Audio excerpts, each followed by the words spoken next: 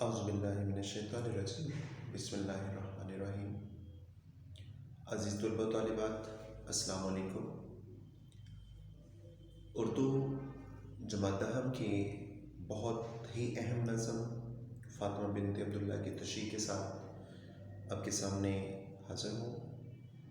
یہ نظم بیٹا ہمارے سلیبس کے مطابق بہت اہم ہے اور پیپر میں اس کی تشریح لازمی طور پہ آئے گی، اس لیے میں اس کو آج 2 حصوں میں آپ کے سامنے ٹرانسلیٹ کروں گا۔ پہلے ہم لوگ شعر نمبر 1 سے لے کے 5 تک اس کی تشریح کریں گے اور اگلے لیکچر میں انشاءاللہ 6 سے لے کے 12 تک۔ یہ نظم ہمارے قومی شاعر علامہ محمد اقبال کی لکھی ہوئی نظم ہے اور اس میں انہوں نے طرابلس کی جنگ میں شہید ہونے والی لڑکی فاطمہ بنت عبداللہ کی اس کی ہمت، جرأت، اس کی بہادری کو خراج عقیدت، خراج تحسین پیش کرتے ہوئے لکھا ہے کہ فاطمہ تو آبروئے امت مرحوم ہے، ذرا ذرا تیری مشت خاک کا معصوم ہے۔ تو یہاں پہ اقبال کہتے ہیں کہ فاطمہ تو امت اسلامیہ کے لیے باعث عزت و وقار ہے۔ مسلمان اپنی غفلت اور کوتاہی کی وجہ سے بے حس ہو چکے، لیکن تو نے اپنی قربانی سے ان کی لاج رکھ لی۔ وہ کہتے ہیں کہ اس قوم کے اندر فاطمہ جیسی دلیر اور بہادر لڑکیاں موجود ہیں، تو اس قوم کو زیادہ دیر تک غلام بنا کر نہیں رکھا جا سکتا۔ اے فاطمہ بنت عبداللہ، تیرے جسم کا ذرا ذرا پاک اور معصوم ہے۔ فاطمہ تم خوش قسمت ہو کہ اللہ کی راہ میں لڑنے والے مجاہدوں اور غازیوں کو پانی پلانے کا نیک کام تمہارے حصے میں آیا۔ فاطمہ، تو نے تلوار اور بغیر کسی ڈھال کے خدا کی راہ میں جہاد کیا۔ تیری شکل میں ملت اسلامیہ کے اس خزاں رسیدہ، اس اجڑے ہوئے باغ میں ایسی بہار آئی کہ ہمارے دل خوشی سے بھر گئے، جھوم اٹھے۔ اقبال کہتے ہیں کہ یوں تو پانی پلانا ویسے باعث فخر ہے اور تو نے ان شہید زخمی ہونے والے غازی لوگوں کو پانی پلا کر بہت بڑا ثواب کا کام کیا۔ جی بیٹا، دوسرا شعر ہے، یہ سعادت حور صحرائی تیری قسمت میں تھی، غازیان دین کی سرکائی تیری قسمت میں تھی۔ تو یہاں پہ اقبال کہتے ہیں کہ بیسیکلی شروع میں آپ نے یہ لکھنا ہے کہ علامہ اقبال نے یہاں پہ فاطمہ کو صحرا کی حور کا خوبصورت لقب عطا کیا۔ فرماتے ہیں کہ اے صحرا کی حور، تیرا معصوم اور پاکیزہ وجود بے حد مقدس تھا۔ تم ایک بلند حوصلہ اور نیک لڑکی تھیں۔ یہ تمہاری خوش نصیبی تھی کہ تم نے غازیان دین کو پانی پلانے کا اہم فریضہ سر انجام دیا۔ فاطمہ بنت عبداللہ بہت ہی کم عمر، چھوٹی کم سن لڑکی تھی۔ جنگ طرابلس میں اس نے ارادہ کیا کہ وہ اپنے وطن کی خاطر جنگ میں حصہ لے گی۔ وہ کئی روز تک اس جہاد کا حصہ بنی رہی۔ اس نے نہایت شوق اور ہمت کے ساتھ اس عمل کو فرض سمجھتے ہوئے نبھایا۔ حضرت ام عمارہ کے نقش قدم پر چلتے ہوئے فاطمہ نے طرابلس میں شوق شہادت کو پورا کیا۔ فاطمہ بنت عبداللہ، تیرا وجود امت مسلمہ میں عظمت و روشنی کا ایک مینارہ ہے۔ جنگ میں تھکے ماندے زخم خوردہ سپاہیوں کو پانی پلانا وہ خوش بختی ہے جو سدا کے لیے لکھی جا چکی ہے، جو تیرے مقدر کا حصہ بنی، جو عام لوگوں کے حصے میں بھی نہیں آتی۔ اللہ و دین کی راہ میں لڑتے ہوئے بے خوف غازیوں کو اس وقت پانی پلانا جب وہ لڑتے لڑتے پیاس کی شدت سے نڈھال تھے، یہ تیرا ہی نصیب تھا۔ فتح مندوں اور بہادروں کو جو پانی پلانے کی سعادت ہے، اس کی نیک بختی کا کوئی جواب نہیں۔ تیسرا شعر، یہ جہاد اللہ کے راستے میں بے تیگ و سفر ہے، جسارت آفرین شوق شہادت کس قدر۔ تو یہاں پہ اقبال کہتے ہیں کہ فاطمہ، تو تیرا کردار جو ہے وہ بہت ہی پاک صاف اور پاکیزہ ہے۔ اللہ کے راستے میں بغیر تلوار اور ڈھال کے یہ عظیم جہاد تیری جرأت اور بے خوفی کا مظہر ہے۔ اقبال فاطمہ کی دلیری اور بے خوفی کی تعریف کرتے ہیں اور کہتے ہیں کہ اللہ کی راہ میں کسی بھی تلوار اور ڈھال کے بغیر جہاد کرنا بہت قابل تحسین کام ہے۔ مجاہدین تلواروں، نیزوں سے مسلح ہوتے ہیں، دماغی تکنیک کے طور پر ڈھالیں استعمال کرتے ہیں، جبکہ فاطمہ بنت عبداللہ کسی تلوار اور ڈھال کے بغیر ہی شوق شہادت کے لیے جہاد کا حصہ بنی رہی۔ یہ بات فاطمہ کے جذبہ جہاد اور حد درجہ شوق شہادت کی عکاسی کرتی ہے۔ فاطمہ بنت عبداللہ نے عملی طور پر جہاد میں حصہ لیا، جان ہتھیلی پر رکھ کر مجاہدین اسلام کو پانی پلایا، ان کی پیاس بجھائی۔ اس مقدس مٹی کی اس بے نظیر جرت کی عکاس ہے، اور فاطمہ ہم تیری عظمت اور جرت کو سلام پیش کرتے ہیں۔ تیرے جذبات پوری قوم کے لیے قابل تقلید ہیں۔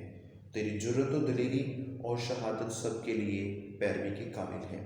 جس قوم کی بیٹیاں اتنی بہادر ہیں، اس قوم کو زیادہ دیر تک غلام بنا کر رکھا نہیں جا سکتا۔ تیری شہادت آنے والے لوگوں کو مشعل راہ دکھائے گی، ایک سبق دے گی کہ ہمیں اپنی قوم کے لیے اگر اپنی جان کا نذرانہ بھی دینا پڑے تو اس سے دریغ نہیں کرنا چاہیے۔ جی، چوتھا شعر ہے یہ کلی بھی اس گلستان خزاں منظر میں تھی، ایسی چنگاری بھی یارب اپنی خاکستر میں تھی۔ تو یہاں پہ اقبال نے ایک استعارہ استعمال کیا، امت مسلمہ کے لیے گلستان اور فاطمہ کے لیے کلی۔ تو یہاں پہ اس شعر میں اقبال فاطمہ بنت عبداللہ پر فخر کرتے ہوئے کہتے ہیں کہ فاطمہ تو ہماری قوم کے خزاں رسیدہ باغ میں ایک ایسا پھول ہے، ایک ایسی کلی ہے جس نے اس باغ کی اجڑی ہوئی بہار کو بحال کر دیا۔ یعنی کہ اس باغ میں جہاں سے خوبصورتی ختم ہو چکی تھی، رونق ختم ہو گئی، تم نے اپنے کردار سے یہ بات ثابت کی کہ امت مسلمہ پر ابھی وہ زوال طاری نہیں ہوا جس کی وجہ سے اس کے باغ مکمل طور پر اجڑ جائیں گے۔ یہ کمسن کھلی کلی یا ادھ کھلا پھول ایک امید کی خوشخبری دلاتا ہے، امید کی نوید دیتا ہے۔ امت مسلمہ کا وہ باغ جو کبھی ہرا بھرا تھا، آج خزاں کی ضد میں ہے۔ کیا اس باغ میں کوئی کلی باقی نہیں رہی؟ لیکن یہاں فاطمہ نے اپنی جان کا نذرانہ دے کر یہ بات ثابت کی کہ یہ باغ ابھی ایسے بہادر اور ہمت والے لوگوں سے خالی نہیں ہے۔ فاطمہ تو نے اپنے کردار سے یہ بات ثابت کر دی کہ بے شک یہ قوم وقتی طور پر مغلوب ہو چکی، اس نے غلامی اختیار کر لی، لیکن اس کو زیادہ دیر تک غلام بنا کر رکھنا ممکن نہیں۔ لکڑی جل جاتی ہے لیکن اس کی راکھ میں کوئی نہ کوئی چنگاری ایسی موجود ہوتی ہے جو کبھی بھی دوبارہ وقت ملنے پر بھڑک کر آگ لگا سکتی ہے۔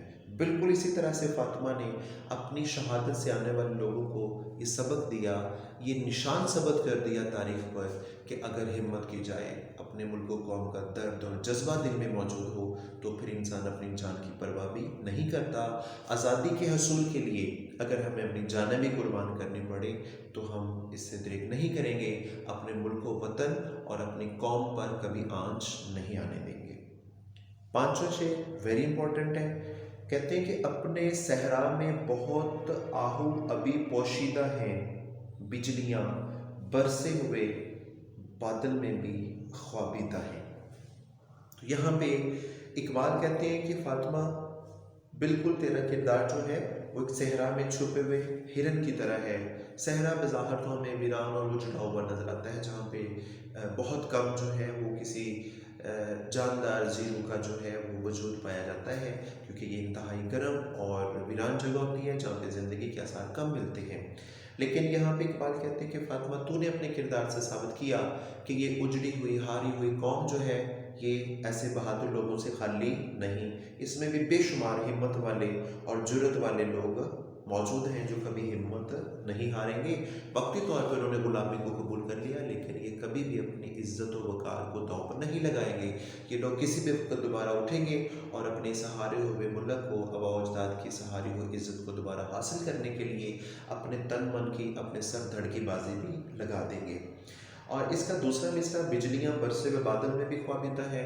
اس میں اقبال بہت خوبصورت تشبیہ دے رہے ہیں، کہتے ہیں کہ جس طرح بادل برسنے کے بعد خاموش ہو جاتے ہیں تو اس کا مطلب یہ نہیں کہ بجلیاں ختم ہو گئیں، فرماتے ہیں کہ بجلیاں موجود ہیں، وہ انہی بادلوں میں کہیں نہ کہیں چھپ جاتی ہیں جو دوبارہ وقت آنے پر، ضرورت پڑنے پر کڑک اور چمک سے اپنے دشمنوں پر روب طاری کر سکتی ہیں۔